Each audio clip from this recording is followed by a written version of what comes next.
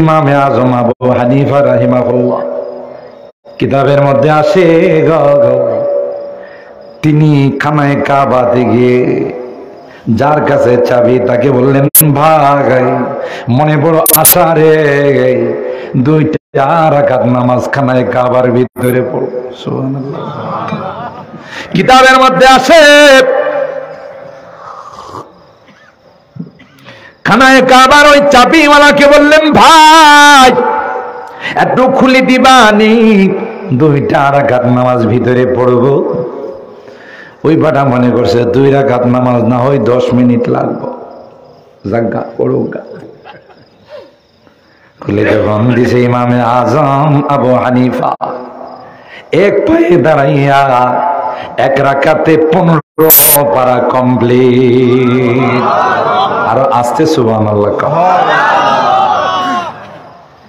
ডান পায়ে দাঁড়াইয়া সূরাতুল ফাতিহা থেকে নিয়ে সূরা কাহাফ পর্যন্ত আল্লাহু আকবার বলেন। পরে বাম পায়ে দাঁড়াইয়া দ্বিতীয় রাকাতে সূরাতুল কাহাফ থেকে নিয়ে সূরা নাস। চাবিওয়ালা কয়, বেটা যে 2 রাকাতের কথা কইছে, এটা কত বড় 2 রাকাত আল্লাহ ছাড়া কেউ জানে।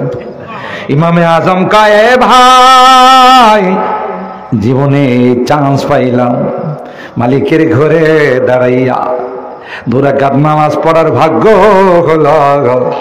যদি কোরআনে আরো পড়া থাকতো হেডিও পড়তাম। কথা বলেন ঠিক কি না?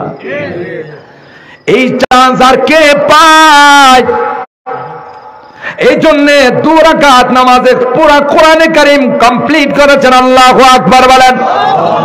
জীবনে 55 বার আল্লাহর ঘর জিয়ারত করেছেন। আল্লাহু আকবার বলেন। সাহাবায়ে কেরাম রিদওয়ানুল্লাহি তাআলা আলাইহিম আজমাইন যুদ্ধের ময়দানে যদি পায়ে কোনো তীর লেগে গেছে, হাতে যদি তীর লেগে গেছে, একজন আরেকজনের কয় টান দিও না, ব্যথা পাইব। তাহলে কোন সময় কয়, যখন নামাজে দাঁড়াইবে তখন সুন্দর করে তার তীরটা খুইলা ফেলায়। কারণ এরা যখন নামাজে দাঁড়ায়, আনতা বুদাল্লাহ কান্নাকা তারা, ফাইন লাম তাকুন তারাহু ফাইন্নাহু ইয়ারাকা। এরা নামাজে দাঁড়ায় না, সরাসরি মালিকের সঙ্গে কথা শুরু হয়ে যায়।